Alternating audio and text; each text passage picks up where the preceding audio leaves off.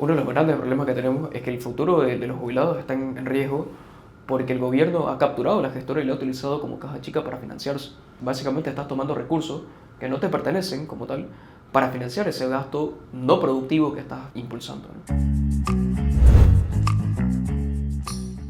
Buenos días, buenas tardes, buenas noches, dependiendo de a qué hora nos están viendo. Bienvenidos a otro episodio de Cripto con Corbata, donde hablamos de temas de coyuntura en economía, filosofía política y criptoactivos. Hoy día justamente vamos a hablar acerca de la perspectiva de los jóvenes, acerca de la economía y su visión. Y nos acompaña, y tengo el gusto de estar aquí con Josué Mercado Parada, que viene con nosotros de la Casa de la Juventud, y con Oscar Mario Tovianovic Parada también. Sí, para... Mira vos, que viene de Populi, un think tank de política y política económica. Entonces, bienvenidos jóvenes, qué bueno que estén aquí acompañándonos. Como bien les estaba mencionando, la visión de este podcast es dar espacios para conversar acerca de la economía, no solo boliviana, sino global y el impacto que tiene el mundo de los activos virtuales en ella. Bueno, quiero escucharlos, que se presenten un poquito. Josué, comentarnos de Casa de la Juventud, qué hacen, qué se dedican. Claro que sí. Primeramente, muchas gracias por la invitación. Muy interesante hablar de todos estos temas. Yo soy estudiante de último año de la carrera de Ingeniería Económica en la UPSA. Soy vicepresidente de la Casa de la Juventud, institución a la cual vengo a representar el día de hoy. La Casa de la Juventud es una institución que es afiliada al Comité Cívico Pro Santa Cruz, que se dedica a la formación de jóvenes líderes íntegros con una vocación de servicio a la sociedad. Y dentro de todo lo que hablamos de temas políticos, temas coyunturales, la formación de lo que viene a ser líderes que desarrollen habilidades que luego puedan ponerlas para el progreso de la sociedad. Es decir, el capital humano que necesita el país. Excelente, sí. Es lo que más necesitamos. Es la cuna del liderazgo, le digo yo, ¿no? Es para nosotros la cuna del liderazgo. Buenísimo. Y también nos acompaña Oscar. ¿Cómo vas? Comentame, ¿qué es Populi? Bueno, de nuevo, muchas gracias por la invitación. Populi es un centro de estudios que tiene su origen en el año 2005, que se dedica a lo que viene siendo investigación económica y políticas públicas. Populi es el acrónimo de Políticas Públicas para la Libertad. Y bueno, básicamente intentamos influir en la escena política bajo tres principios, ¿no? Que es libertad, subsidiariedad, un Estado subsidiario y dignidad humana. Entonces, básicamente, la idea de que los individuos tienen derechos y esos derechos tienen que ser respetados por el Estado. Entonces, intentar generar ese marco normativo que garantice la libertad del individuo y su mejor desempeño en la vida. Hablaste de subsidiariedad. Explícame un poquito más de eso para... Bueno, ¿A qué te referís con subsidiariedad? Básicamente que el Estado tiene un rol, pero muy limitado, ¿no? Y que debería cumplir funciones que el sector privado quizás todavía no ha logrado por completo satisfacer por diversos motivos, ¿no? Pensemos que este concepto de subsidiariedad lo que te hace es darle un mayor espacio al sector privado. Por ejemplo, en el sector educativo, que típicamente nosotros en Bolivia pensamos que es una función del Estado, y únicamente del Estado. Un Estado subsidiario diría, ok, dejemos un mayor espacio de libertad para que el sector privado pueda encargarse de la educación, o, por ejemplo, el tema de los vouchers, que es educación financiada por el Estado, pero administrada por el sector privado y que debido a los incentivos que maneja, te garantiza una mejor educación. Perfecto, vamos a volver a eso. Tenía unos cuantos temas para tocar a ustedes y lo que más me interesa ahorita es escucharles sobre la tendencia política de los jóvenes, ¿no? He visto que hay mucho más tendencia que la juventud tiende a votar más por la derecha que le dicen, pero en realidad es por la libertad, ¿no? Por la libertad económica, libertad política. Cuéntenme un poquito acerca de dónde ven la tendencia Totalmente política. Totalmente de acuerdo con lo que decís. Yo actualmente trabajo principalmente con jóvenes desde colegio hasta la universidad, es el rango de edad más o menos que manejamos en mi institución, y los temas que más nos piden tratar, los temas por los cuales más se hablan, es precisamente eso. Igual dentro de lo que es oportunidades de realizar cursos, participar en programas, vemos que hay mucho movimiento hacia lo que vienen a ser las ideas de la libertad Y eso se ve reflejado claramente en la tendencia en las votaciones en Bolivia. Y ustedes van por los barrios, o sea, no es que se queden en Equipetrol, digamos, ¿no? Nosotros realizamos actividades también en lo que le llamamos acciones sociales.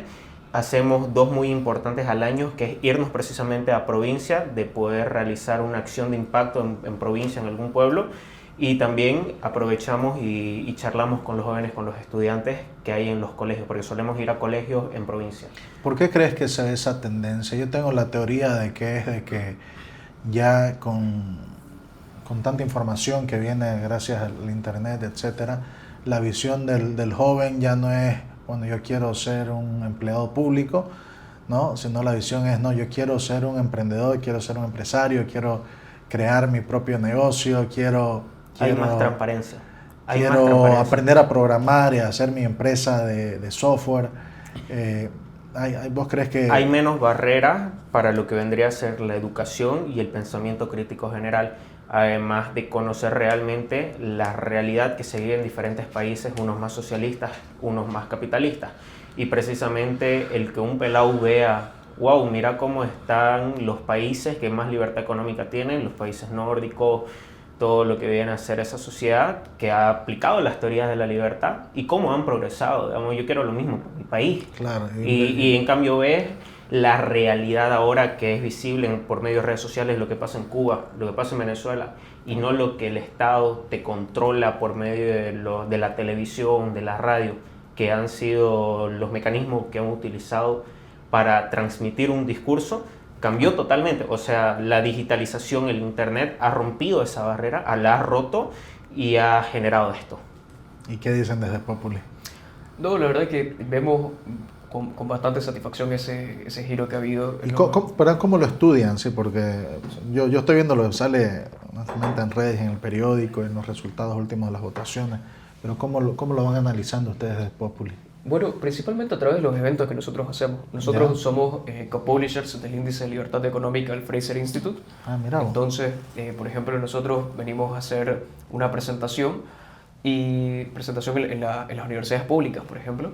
Y lo que te das cuenta es que cada vez más personas ven con buenos ojos el tema de la libertad económica. Y creo que un factor importante es lo que hemos vivido en carne propia los jóvenes estos últimos 20 años. Yo no recuerdo otro gobierno que no sea el del movimiento del socialismo. Yo soy del 2001, o sea, tengo 24 años y no recuerdo otro sistema que no sea el socialismo del siglo XXI. Entonces, eso juega un rol importante en la percepción que yo tengo de las ideas de la libertad.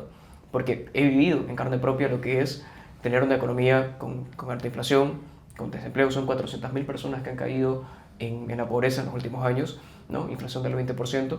Entonces, cuando vos tomás todos esos factores, entendés por qué los jóvenes ahora miran con mejores ojos el tema de la libertad económica. ¿Y cuál es la visión que tienen a futuro? Los veo que ustedes dos sí están trabajando en construir políticas de libertad, de capacitar a nuestra gente, en abrirle esas ideas, pero ¿cómo lo ven el futuro ahora que hay un cambio de gobierno? ¿Cuáles son sus perspectivas?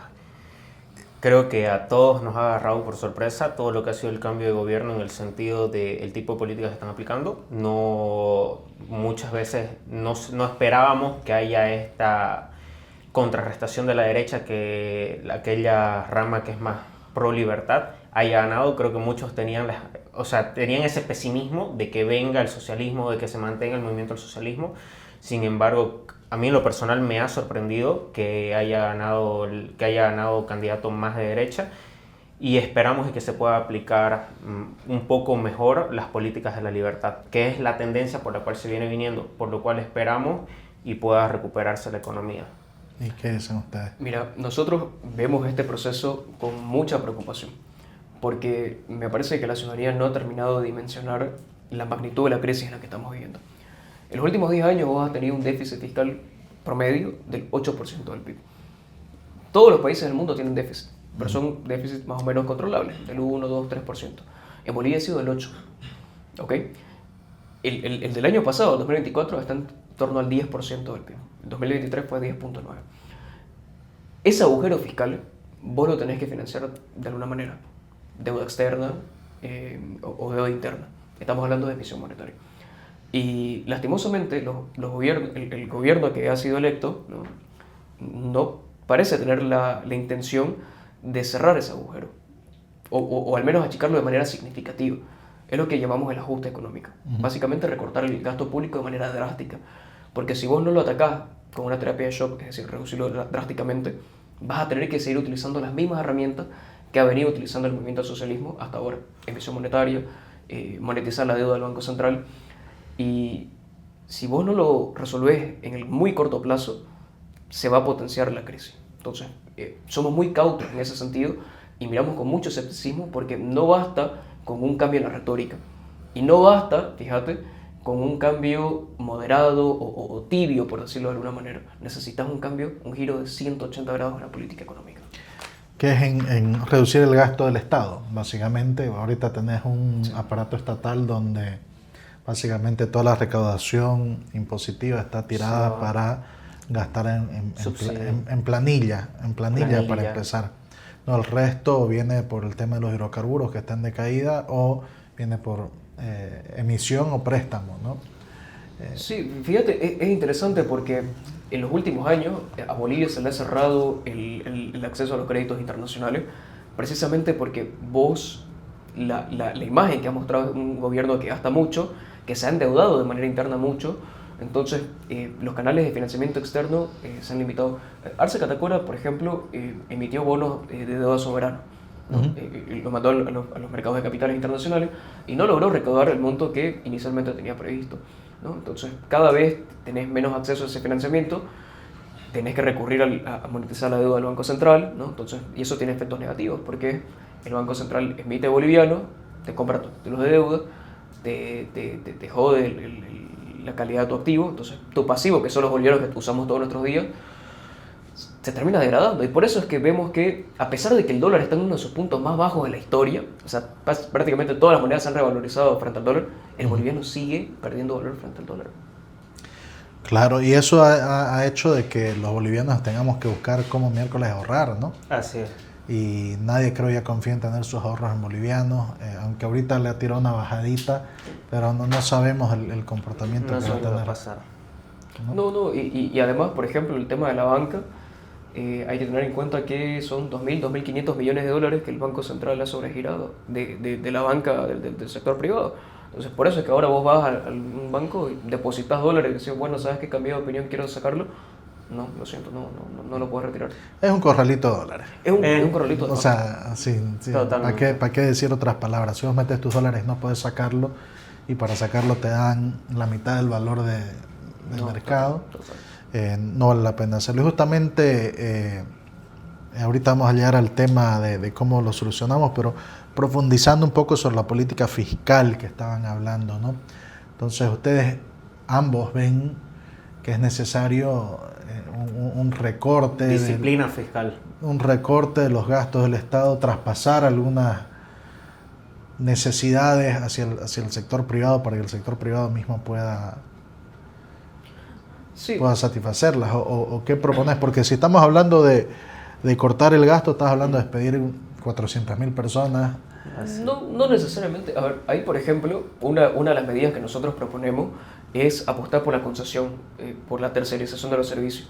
Vos tenés, por ejemplo, que en el déficit fiscal, creo que el 0.4% del PIB o 0.5% se te va a ABC, por ejemplo, que es carretera. Entonces vos no podés dejar de lado el tema de las carreteras porque te conecta, te genera actividad económica, pero el gobierno ya no puede gastar en eso. Entonces, ¿cuál es la solución? Muy simple, terciarizarlo. Traes empresas que puedan cobrar un peaje y que te construyan la carretera, que estén encargados de mantenerla, de que esté en condiciones, y de ese modo vos te garantizás, te asegurás de que tus ciudades estén conectadas, de que tengas carreteras operativas, pero que vos ya no tengas una carga fiscal tan elevada. Y lo puedes aplicar para prácticamente todo. Empresas públicas, el teleférico, por ejemplo, es una concesión, ¿no? Replicar ese modelo en la administración pública me parece que es fundamental en un contexto de restricción presupuestaria. Y no solo eso, sino que vas a terminar construyendo infraestructura que es necesaria, porque hay un análisis económico previo que hace el sector privado antes de ir a meterse, que voy a invertir. Tiene incentivos. 20 millones de dólares en esta carretera, pero si nadie la utiliza, nunca voy a tener mi peaje de vuelta, y quienes pagan el uso de esa carretera son quienes realmente la utilizan, ¿no?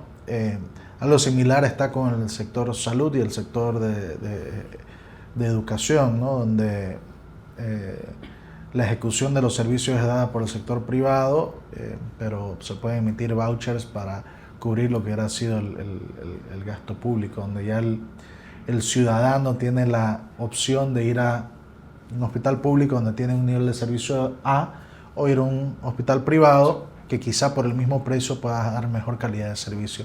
Empezás a crear competencias y mayores eficiencias, eliminás corrupción y gastos innecesarios. Seguir más lejos, ¿no? Si vos tomás el presupuesto de la Gabriel, lo dividís por el número de estudiantes, se gasta casi lo mismo en una privada que en la pública, ¿no? Entonces imagínate si al estudiante le dieran el voucher y decir, bueno, ¿a dónde querés ir a estudiar? Claro. Darle la libertad de que pueda escoger. Claro. No, y nuevamente hablemos del tema de los principios de la libertad. Entonces, estamos viendo entonces una tendencia que la juventud dice, ok, ¿sabes qué?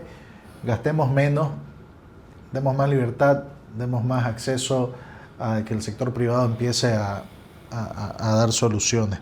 Y un tema más que ustedes querían conversar era el tema de la política monetaria, ¿no? Coméntame, ¿cuál es la visión que tienen ustedes sobre la política monetaria del pueblo boliviano? Respecto a la política monetaria, venís teniendo un dólar fijo, un dólar que ha mantenido un cambio que no ha sido para nada flexible y que al final ha terminado agotando tus reservas ante la caída de tus exportaciones netas.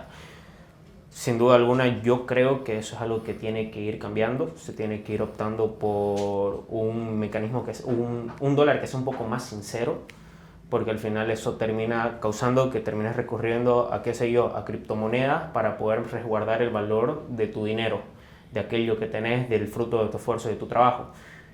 Es necesario el poder lograr cierta sincerización del tipo de cambio del dólar para que deje de haber este abismo, esta brecha que existe con el dólar paralelo. No, hay varias opciones y que se pueda estabilizar, ¿no? Hay varias opciones, se escucha poner bandas, se escucha dejarlo libre el dólar, se escucha competencia de moneda y permitir que existan contratos en todo tipo de moneda. En la moneda que sea y sencillo. ¿Qué es lo que ven ustedes ahí desde el lado? Ahí, por ejemplo, me parece que es importante diferenciar entre la competencia de monedas, que es algo positivo, y el tipo de cambio flexible o libre. En ese sentido, el tipo de cambio fijo tiene una virtud, y es que te genera un ancla, ¿sí?, para el gasto público. Porque ¿qué es lo que va a suceder, por ejemplo? Si el gobierno empieza a emitir una gran cantidad de dinero, empieza a tener un déficit fiscal demasiado elevado, termina emitiendo una mayor cantidad de bolivianos que van a la economía. ¿Y qué fue lo que pasó, no? Emitió una mayor cantidad de bolivianos, ese nuevo volumen de bolivianos iba a la mano del sector privado y demandaban dólares, porque tenés un tipo de cambio fijo. Entonces vos presentás 6.96 al Banco Central y te das $1. Entonces eso va drenando tu reserva. Entonces el tipo de cambio fijo te impone una cierta disciplina para tu gasto público. Evidentemente el gobierno no lo hizo y por eso es que se le drenaron tanto sus reservas. Es un caso de miopía histórico, ¿me entendés? Que tenés que mandar a los libros de historia de cómo es posible que teniendo el mecanismo de disciplina del gasto público no lo hubieran aplicado, no lo hubieran reconocido. Entonces, por eso me parece importante que, si bien es necesario sincerar el tipo de cambio, o sea, devaluar el boliviano, mantener el tipo de cambio fijo. Sin mencionar también que pasar a un tipo de cambio flexible tendría un efecto confiscatorio importante en la gente que ha depositado sus dólares en la banca y los va a retirar y va a perder completamente su valor, va a perder el 50% de su valor.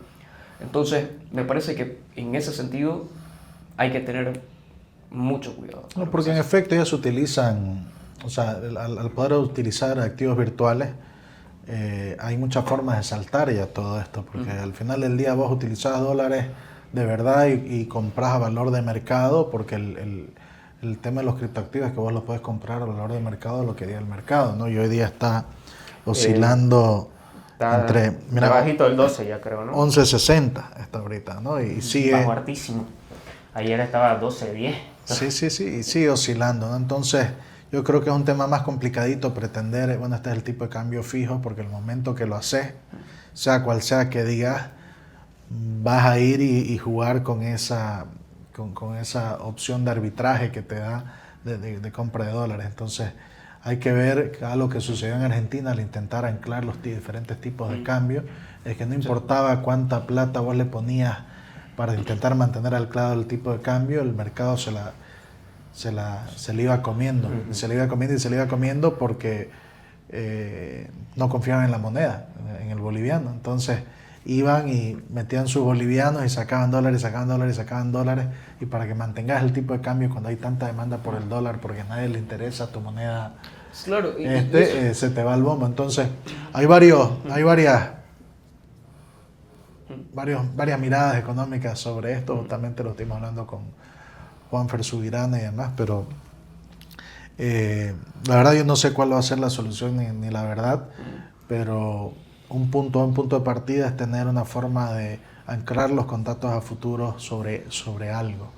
No, si me das a mí la capacidad de poder firmar un contrato en dólares y saber que lo voy a recibir en dólares, bueno, puedo hacer negocio a largo plazo, ¿no? Claro. Pero si ahorita me decís, no, todo tiene que ser solo base al tipo de cambio oficial, quedas expuesto a lo que está sucediendo ahorita. Exacto. Entonces, ¿cómo lo ves de esa manera? No, o sea, tenés que generar certidumbre, ¿no? Mencionabas el caso de Argentina. Bueno, en Argentina, durante la presidencia de Menem se tuvo la paridad, ¿no? Pero ¿por qué fracasó? Bueno, porque continuaron con un tema del gasto público desmedido. Por ejemplo, el tema de Macri. Mira, ¿cuál fue el problema? Como Macri agarró y dijo, yo no voy a utilizar el Banco Central para monetizar el déficit. ¿Y qué fue lo que pasó? A la semana, uno de sus funcionarios va y dice, no, nosotros vamos a seguir utilizando el mecanismo del Banco Central. Entonces, eso te dispara las expectativas. Entonces, el mecanismo del tipo de cambio fijo o el tipo de cambio variable no te va a servir en ninguno de los casos si vos no tenés una política fiscal creíble, ¿no? Entonces, vos tenés que anclar tus expectativas, tenés que tener una estructura jurídica que los ate de manos. Por ejemplo, hay un mecanismo muy interesante que son las reglas fiscales. Las reglas fiscales son básicamente mecanismos de control del gasto público. Por ejemplo, no se puede aprobar un PGE donde los gastos sean mayores que los ingresos. Si se presenta un presupuesto deficitario, se rechaza automáticamente, ¿no? En Chile, por ejemplo, tenían el balance estructural, ingresos tenían que igualarse con los egresos. Tenés que hacer proyecciones, evidentemente, de cuánto va a estar. Por ejemplo, ellos manejan el tema del cobre, por ejemplo, de los precios que se estiman, etc. Pero básicamente, es decir, no podemos gastar más de lo que se ingresa. O en Argentina, por ejemplo, lo que se ha aplicado el sistema PayGo, el que quiera aumentar el gasto público tiene que primero decir de dónde va a salir ese recurso, de dónde vas a obtener el financiamiento. Y eso te ancla las expectativas. Sí, había escuchado en campaña, no sé si era Tuto o Rodrigo, no me acuerdo ahorita, que había mencionado que quería cambiar a nivel constitución el tema de la emisión monetaria por parte del Banco Central, que se prohíba. Que tiene que regularse totalmente. Porque claro, ahorita es la caja chica del Estado, ¿no? Gran parte de lo que se ha financiado del déficit público. Cualquier emisión es robarle directamente al ahorro del boliviano. Y la gestora. Poco se habla, pero el problema que tenemos, uno de los grandes problemas que tenemos es que el futuro de los jubilados está en riesgo porque el gobierno ha capturado a la gestora y la ha utilizado como caja chica para financiarse, ¿no? Entonces, básicamente estás tomando recursos que no te pertenecen como tal para financiar ese gasto no productivo que estás impulsando, ¿no? Claro. No, a ver, y también estábamos hablando hace un momento del tema del ahorro y de las gestoras y de las AFP, con las AFP siendo básicamente un ahorro obligado, donde el Estado le mete mano para prestarse plata y poder financiar sus operaciones. Y ahora que miremos a ver cuánto hay ahí, hay un montón de títulos promisorios del Estado hacia las gestoras, y si el Estado defaltea, claro, si el Estado defaltea contra todos los bolivianos, digamos, ¿no? Y eso es un problema donde uno de los temas más que me choquearon a mí cuando empecé a ver que te obligaban a ahorrar, pero que un tercero decidía en qué iba a invertir, y no solo eso, sino que cuándo te iba a pagar y a qué tasa te iba a pagar, y que te iban a sacar de tu plata para otras cosas. Siempre me pareció a mí el tema de la gestora muy agresivo, ¿no? No moral. No moral. Y eso se vio en una de las generaciones recientes que se han jubilado, que no están recibiendo lo que deberían recibir o se les ha prometido, digamos, ¿no? gente que ha aportado bastante dinero y reciben nada, reciben miserias, ¿no?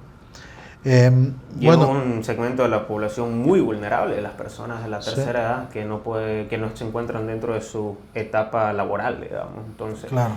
Es realmente un riesgo, un peligro, y es algo que se tendría que revertir en el futuro de la política pública, la política fiscal más que todo. Bueno, ¿y cómo ven el uso de criptoactivos en todo esto? ¿En qué puede apoyar, ayudar?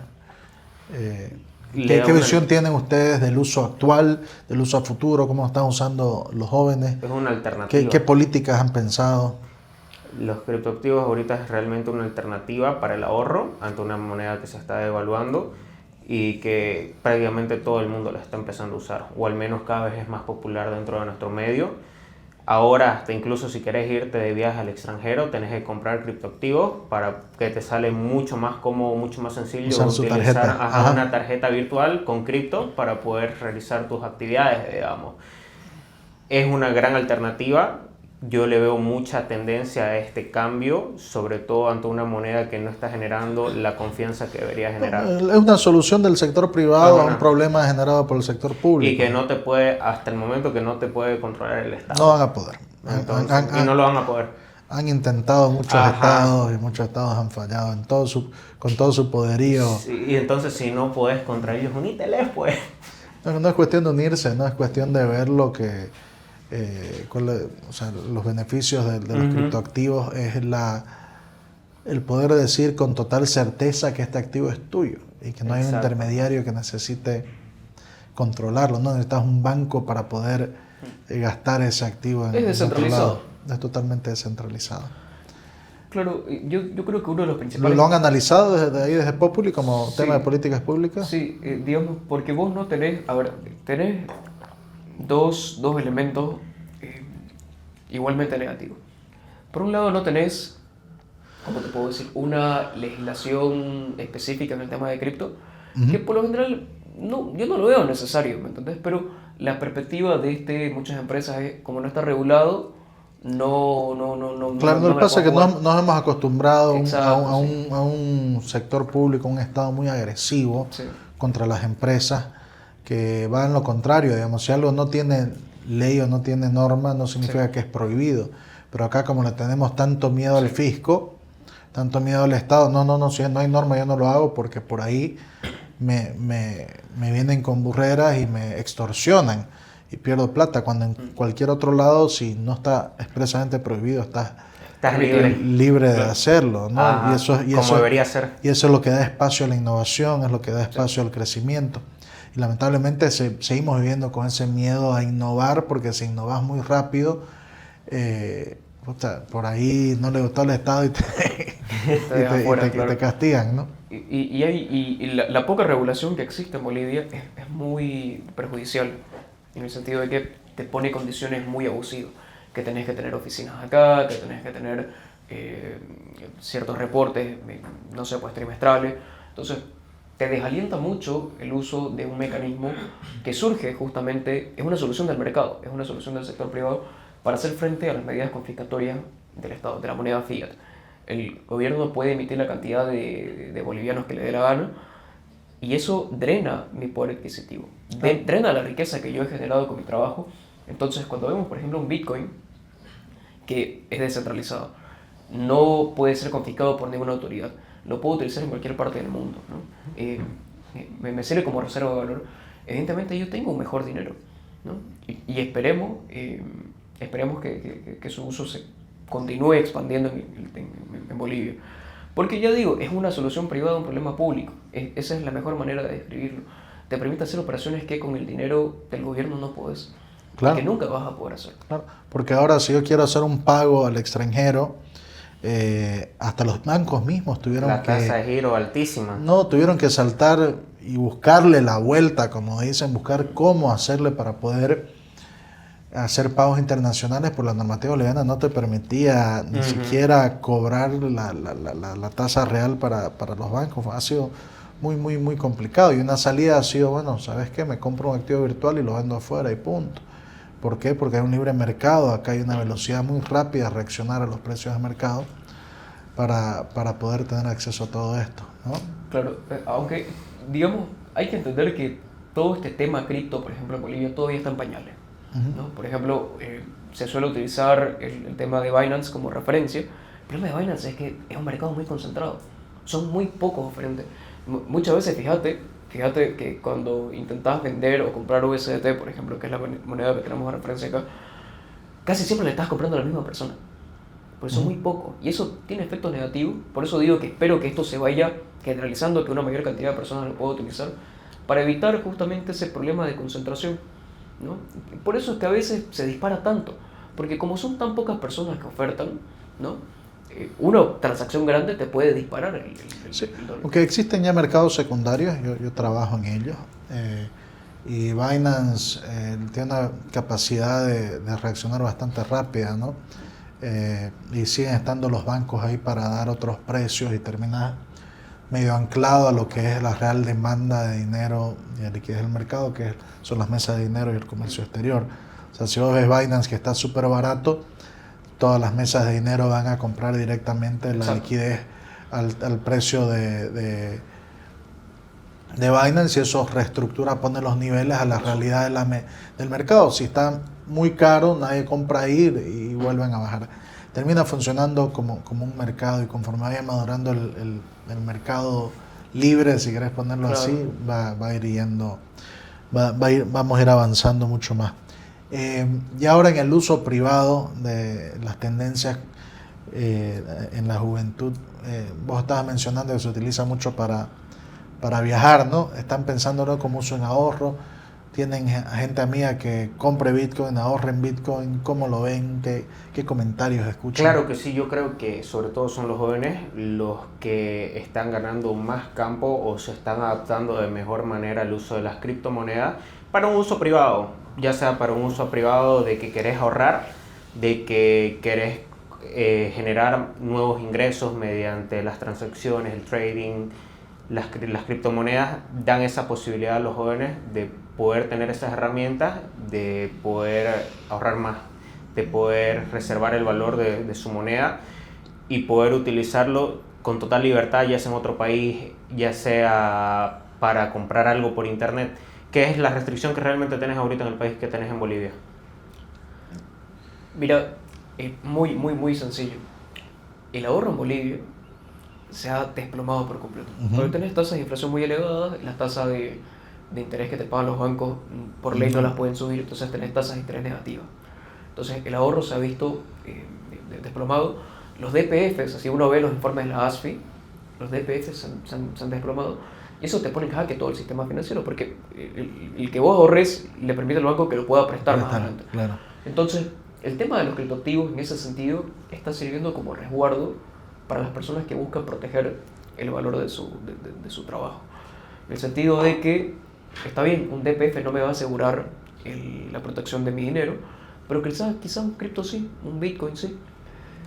La única solución que vos tenías, por ejemplo, para proteger el valor de tu plata en boliviano, era comprar el bono bicentenario del Banco Central de Bolivia, que te da una tasa de interés creo que del 12%, más los rendimientos del oro. El oro está ahorita $4.000 la onza Troy, si no me equivoco.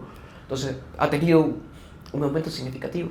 Pero ya te digo, ¿quién de verdad confía en el Banco Central para darle su plata? No solo eso, también quién tiene acceso fácil, cómo puedes ir a comprarlo, cómo tenés el conocimiento. Claro. Comprar un Bitcoin es mucho más masivo y accesible que ir a intentar llegar al Banco Central. Es más, algo que estamos planeando hacer aquí como Cripto con Corbata y con varios economistas, amigos, universidades, es la creación de una fundación Bitcoin Bolivia, para nada más que capacitar e incentivar a nuestros jóvenes, ir a los pueblos, enseñar cómo utilizar, cómo ahorrar, porque cada vez estoy más convencido que el ahorro y la cultura de ahorro es la base del crecimiento, ¿no? Tuvimos invitado en otro episodio, Rodrigo Mundaca, creo que Claro que lo sí. conocen, Sí, que sí. nos dio un gran listado de autores para leer, y quedé yo muy convencido que la base evolutiva de la sociedad ha sido la capacidad de ahorrar, y dijo que ahorrar no es solo guardar tu plata debajo de un colchón, eso es atesorar. Ahorrar es poner tu plata a trabajar para que te genere un interés y siga creciendo a futuro, y que ese dinero pueda un tercero poder utilizarlo para seguir haciendo crecer la sociedad en su propio proyecto y su propia visión, ¿no? Y eso es un invento que Rodrigo mencionó, que no tiene más de 200 años, la capacidad de darte mi plata a vos para que vos se la prestes a él, y vos lo trabajes mi dinero. Y el crecimiento de las sociedades es con la tecnología, pero la tecnología no puede surgir si no hay capital, y el capital no puede surgir si no hay ahorro, ¿no? Entonces... es parte clave de la sociedad. Es parte clave. Y... el mismo autor que te dice que la civilización comenzó con el ahorro. Así es. Cuando las personas dejaron de preocuparse únicamente por el ahora por la y sobrevivencia. proyectarse para el futuro, claro. Claro. No, y eso es parte de la solución que están dando los activos virtuales, es que te están abriendo las finanzas al mundo y obligando a la banca boliviana a innovar y adaptarse, ¿no? Porque ustedes hoy día se han sentado acá a conversar de soluciones y visiones de la juventud a problemas que todos los tenemos y los conocemos.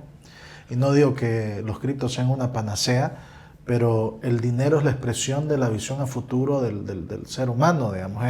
Es como vos agarrás tu tiempo, lo concentrás en algo para el uso a futuro, ya sea para tus hijos, para mejorar, para el proyecto, para traspasar tu capacidad de hacer algo. Yo no tengo que saber ser carpintero, albañil, plomero, electricista y todo lo demás para construir una casa. Puedo, siendo ingeniero o empresario, crear valor, ahorrarlo en mi plata, en mi dinero, y traspasar ese valor a otros que tienen muchas capacidades más especializadas para construir algo mejor. Y sin darnos cuenta lo hemos destruido, ¿no? O sea, se ha destruido totalmente la capacidad de ahorro en Bolivia, y solo quienes tienen la suerte de tener acceso a estas opciones o estar un poco más educados se han visto un poco más salvados, ¿no? La inflación y la destrucción de la capacidad de ahorrar realmente afecta a aquellos que tienen menos y menos capacidad de tener ese poquito extra que queda al final del día, y cada vez es peor porque mientras hay más inflación tenés menos capacidad de guardar un poco más, pues todo cuesta más caro. Claro, y digamos, eso es lo perverso de la inflación, y por eso me parece que los gobernantes deberían ser hechos responsables de sus acciones. ¿Por qué? Porque la inflación principalmente afecta a los más pobres. Así es. Donde, si vos ves el IPC, por ejemplo, ¿cuáles son los componentes que más han aumentado? Alimentos. ¿Y dónde es que gasta la mayor porción de su ingreso la familia? Es el alimento. Entonces, los sectores con menores rentas terminan siendo los más afectados. Y les terminan destruyendo la posibilidad de generar ahorro y construir un patrimonio futuro.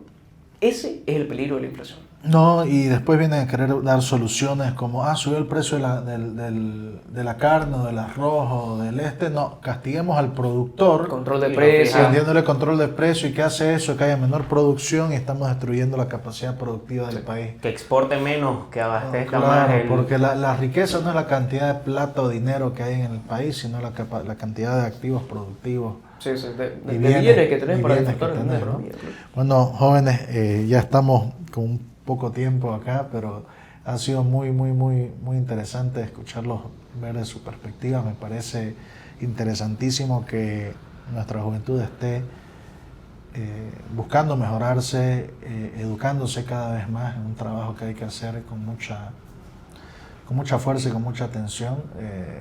Creo que llegamos a lo mismo de que, bueno, las virtudes de tener dinero duro como Bitcoin, o la capacidad de tener acceso a capital global, quizá a través de USDT, nos puede ayudar, y les pido que sigan haciendo su trabajo. Los felicito porque va a hacer que más personas tengan acceso a este tipo de pensamiento para empezar, y luego de recursos para poder ejecutar. Entonces, gracias por haberme acompañado. No, gracias. Muy bonita experiencia. Bueno, queridos amigos, aquí hemos estado con Josué y Oscar, dando su perspectiva y sorprendiéndonos con la profundidad de conocimiento que tienen los jóvenes y las instituciones a través de las cuales se mueven para promover los principios de libertad y de democracia. Ha sido otro episodio de Cripto con Corbata. Nos vemos la próxima.